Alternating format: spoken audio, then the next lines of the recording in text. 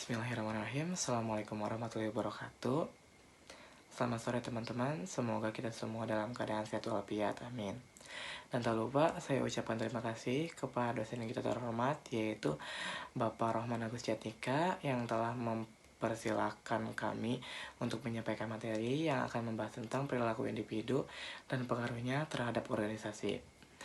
Sebelum kita memulai presentasi kali ini, saya akan memperkenalkan terlebih dahulu anggota kelompok 2, yaitu saya sendiri, Jejen Jalan Mustafa, selaku moderator, dan teman-teman saya, yaitu Eli Susanti, Neng Lupi Damayanti, Rizal Septian, dan Rizky Septiawan.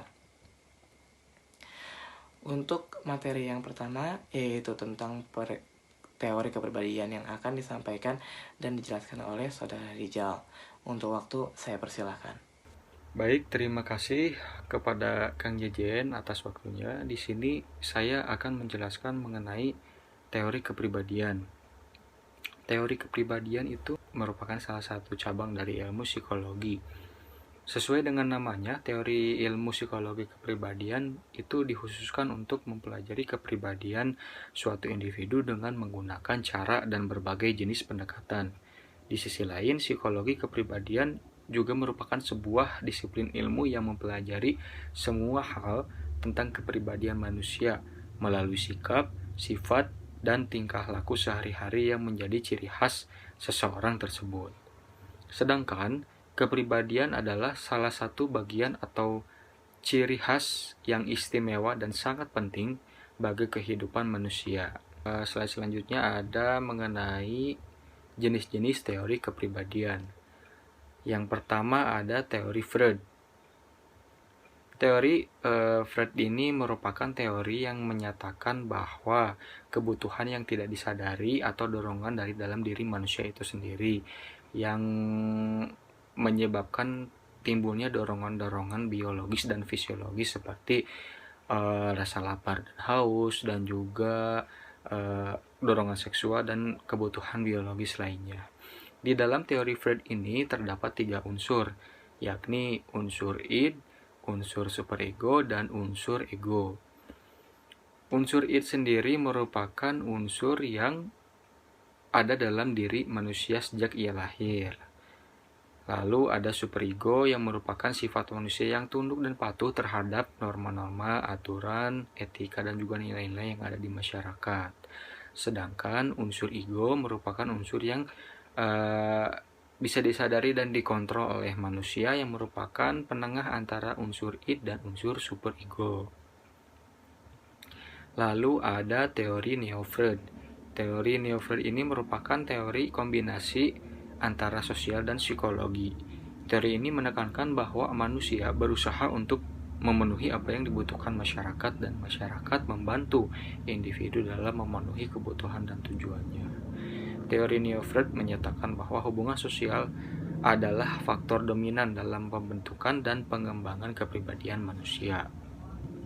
Yang ketiga ada teori ciri atau trait teori.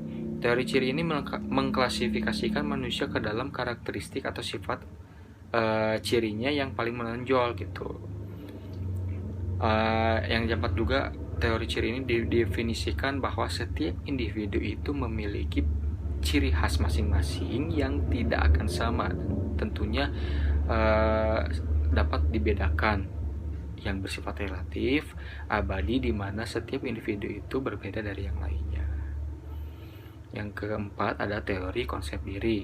Teori konsep diri ini merupakan teori yang mempunyai pandangan atau konsepsi atas dirinya sendiri berupa penilaian terhadap dirinya sendiri dengan berfungsi sebagai subjek dan objek persepsi. Konsep ini merupakan totalitas pikiran dan perasaan individu yang mereferensikan dirinya sebagai objek. Baik, sekian mungkin materi yang dapat saya sampaikan. Saya kembalikan kepada Kang Jejen. Terima kasih. Terima kasih sebelumnya untuk Kang Rizal yang telah mempersilahkan saya untuk menyampaikan materi selanjutnya. Saya akan menyampaikan materi tentang mekanisme internal. Mekanisme internal ada beberapa bagian, ada beberapa jenis, yaitu kebutuhan. Segala sesuatu yang dibutuhkan oleh manusia untuk mempertahankan hidup serta untuk memperoleh kesejahteraan dan kenyamanan. Yang kedua, persepsi diri. Upaya untuk mengamati sifat, motivasi, perasaan, dan emosi, niat dalam melakukan sesuatu, sikap terhadap sesuatu.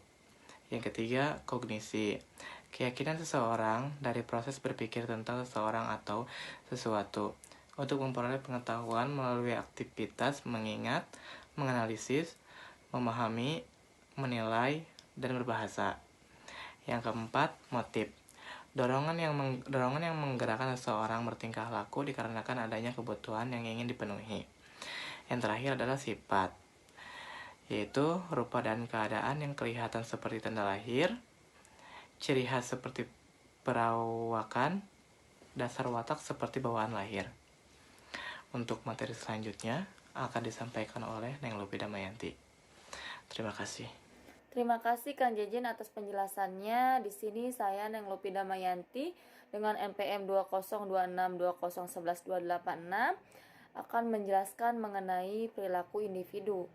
Perilaku individu itu adalah sebagai suatu fungsi dari interaksi antara individu dengan lingkungannya. Individu membawa tatanan dalam organisasi berupa kemampuan, kepercayaan pribadi, pengharapan, kebutuhan, dan pengalaman masa lainnya. Lalu, apa saja sih variabel-variabel yang mempengaruhi perilaku tersebut? Yaitu ada dua variabel. Yang pertama, variabel dependen dan variabel independen. Variabel dependen merupakan variabel yang dipengaruhi atau yang menjadi akibat karena adanya variabel bebas atau variabel independen. Variabel dependen ini juga terpengaruh atau dihasilkan karena variabel independen. Variabel terikat tidak dapat berubah kecuali terjadi sesuatu yang lain atau yang mempengaruhinya. Lalu, variabel independen adalah variabel yang mempengaruhi atau yang menjadi sebab perubahan atau timbulnya variabel dependen atau variabel terikat. Nah, variabel independen ini akan berubah jika variabel independen ini berubah dan variabel dependen juga ikut berubah. Lalu, variabel yang mempengaruhi individu dalam variabel dependen adalah yang pertama produktivitas, keabsenan, lalu pengunduran diri, dan kepuasan kerja. Oke, produktivitas. Dalam organisasi dikatakan produktif jika ia mencapai sasarannya dan melakukan dengan mentransfer input ke output dengan biaya terendah. Ukuran kinerja yang mencakup efektivitas dan efisiensi, di mana efektivitas itu adalah pencapaian sasaran, sementara efisiensi adalah rasio output efektif terhadap input yang diperlukan untuk mencapainya. Lalu yang kedua yaitu keabsenan, tidak melapor untuk bekerja. Dan yang ketiga, pengunduran diri. Pengunduran diri sukarela maupun tidak dari organisasi. Lalu yang keempat yaitu kepuasan kerja. Sikap umum individu terhadap pekerjaannya. Lalu variabel yang mempengaruhi individu dalam variabel independen yaitu ada 3. Dalam variabel independen ini dikembangkan 3 model level organisasi. Yang pertama variabel level individu, dan yang kedua variabel level kelompok, yang ketiga variabel level organisasi, di mana pada level individu ini karakteristik bawaan individu dalam organisasi. Lalu pada level kelompok, dinamika perilaku kelompok dan faktor-faktor determinannya.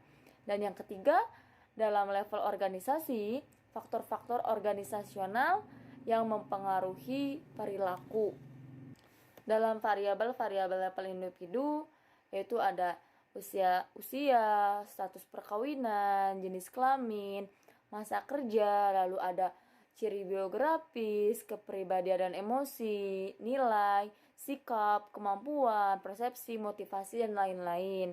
Lalu dalam variabel level kelompok ada komunikasi, konflik, kekuasaan dan politik, tim kerja, lalu struktur kelompok, pengambilan keputusan kelompok, kepemimpinan, dan kepercayaan. Lalu dalam variabel level organisasi itu sendiri ada struktur dan desain organisasi, desain kerja dan teknologi, budaya organisasi, dan kebijakan dalam praktek sumber daya manusia. Maka dari variabel yang sudah saya jelaskan tadi, variabel independen, maka itu akan menyebabkan atau mempengaruhi kepada variabel dependen itu sendiri, seperti mempengaruhi yaitu produktivitas, keabsenan, pengunduran diri maupun kepuasan kerja. Maka jika variabel independen itu sendiri berubah, maka variabel dependen itu juga akan ikut berubah. Sekian dari saya. Selanjutnya materi tentang teori motivasi akan dibacakan oleh Teh Eli. Silakan Teh Eli, waktu dan tempat dipersilahkan. Saya akan menjelaskan apa itu motivasi. Jadi motivasi merupakan suatu penggerak dari dalam hati seseorang untuk melakukan atau mencapai suatu tujuan.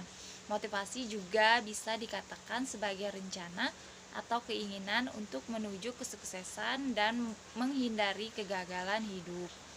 Dengan kata lain, motivasi adalah sebuah proses tercapainya suatu tujuan.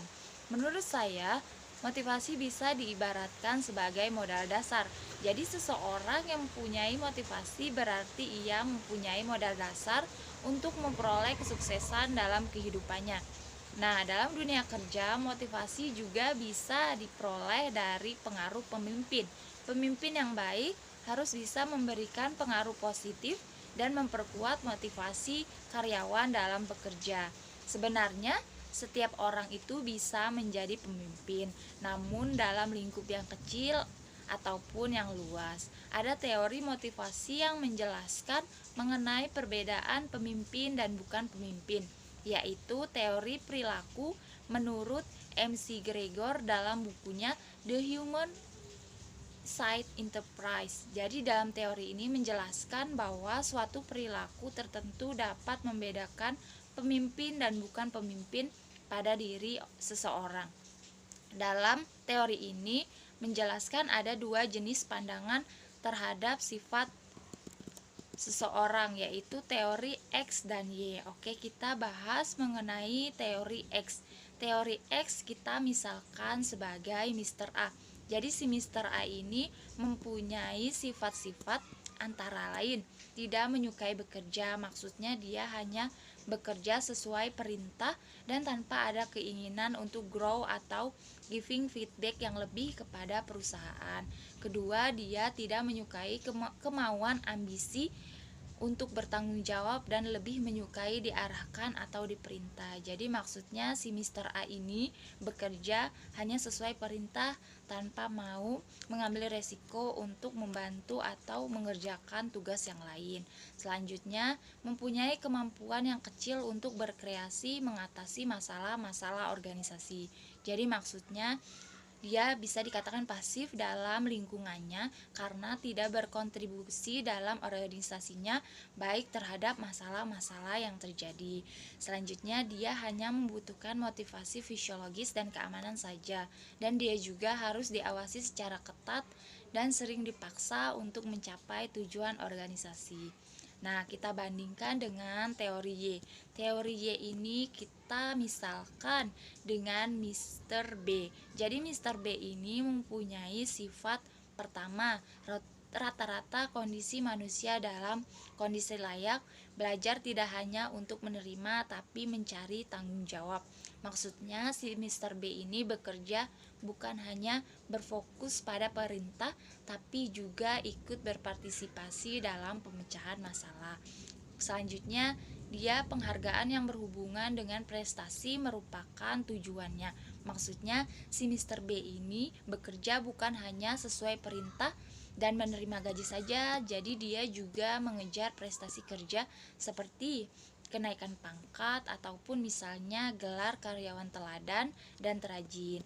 Selanjutnya, dia juga mempunyai sifat potensi intelektual manusia dalam kondisi kehidupan industri digunakan hanya sebagian, dan mempunyai penggunaan fisik dan mental merupakan kodrat manusia. Nah, dilihat dari teori X dan Y, pemimpin yang menyukai teori X cenderung menyukai gaya kepemimpinan otoriter, dan sebaliknya, seseorang pemimpin yang menyukai teori Y lebih menyukai gaya kepemimpinan demokratis. Untuk kriteria karyawan yang memiliki tipe teori X adalah karyawan dengan sifat yang tidak akan bekerja tanpa adanya perintah. Sebaliknya, karyawan yang memiliki tipe teori Y akan bekerja dengan sendirinya tanpa perintah atau pengawasan dari atasannya. Tipe Y ini adalah tipe yang sudah menyadari tugas dan tanggung jawab pekerjaannya. Nah, setelah mengetahui mengenai teori X dan Y, dapat kita lihat mana kriteria yang sesuai dengan pemimpin yang kita inginkan. Nah, selanjutnya akan dibahas mengenai stres dalam lingkungan kerja. Seperti kita tahu ya teman-teman, kalau di lingkungan kerja itu tingkat stresnya itu tinggi. Nah, selanjutnya akan dibahas oleh teman saya apa saja stres dalam lingkungan kerja. Selanjutnya akan dibahas oleh Kang Rizky Setiawan, dipersilahkan. Assalamualaikum warahmatullahi wabarakatuh. Setelah kita membahas mengenai apa itu teori X dan Y, sekarang kita akan membahas mengenai stres individu atau pegawai. Stres adalah tekanan atau ketegangan yang dihadapi seseorang dan mempengaruhi emosi, pikiran, serta kondisi keseluruhan dari orang tersebut.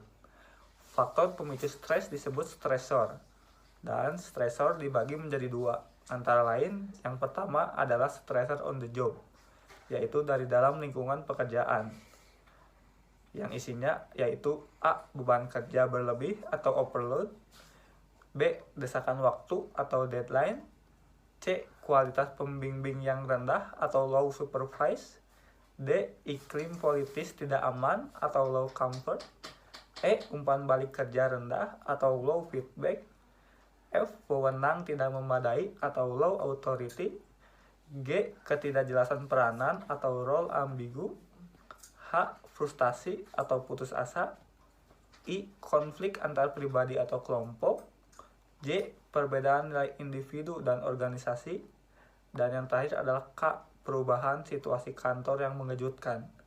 Selain ada stressor on the job, ada juga stressor of the job, yaitu faktor dari luar lingkungan pekerjaan, yang isinya yaitu A. Krisis keuangan pribadi atau keluarga, B. Permasalahan-permasalahan mengenai anak, C. Permasalahan-permasalahan mengenai fisik, D. Permasalahan-permasalahan dalam perkawinan, dan yang terakhir yaitu E. Perubahan situasi rumah atau lingkungan. Setelah kita membahas jenis-jenis stresor, ada juga dampak stresor yang dipengaruhi oleh beberapa faktor. Yang pertama yaitu sifat stresor, yaitu pengetahuan individu tentang stresor tersebut dan pengaruhnya pada individu tersebut. Yang kedua yaitu jumlah stresor, yaitu banyaknya stresor yang diterima individu dalam waktu yang bersamaan. Yang ketiga adalah lama stresor, yaitu seberapa sering individu menerima stresor yang sama. Yang keempat, pengalaman masa lalu. Dan yang terakhir yaitu tingkat perkembangan. Sekian materi mengenai stres pegawai atau individu. Terima kasih. Wassalamualaikum warahmatullahi wabarakatuh. Terima kasih buat rekan-rekan yang sudah menyampaikan materi. Sebelum saya tutup presentasi hari ini, saya akan menyampaikan beberapa kesimpulan, yaitu kepribadian tiap orang itu beraneka ragam. Oleh karena itu, kepribadian dianggap sebagai ciri khas individu satu dengan individu lainnya. Perilaku individu dipengaruhi oleh berbagai macam faktor, baik eksternal maupun internal. Stres kerja dan tekanan kerja sangat mempengaruhi motivasi dan etos kerja. Sekian presentasi dari kelompok kami. Mohon maaf bila ada kesalahan. Wassalamualaikum warahmatullahi wabarakatuh.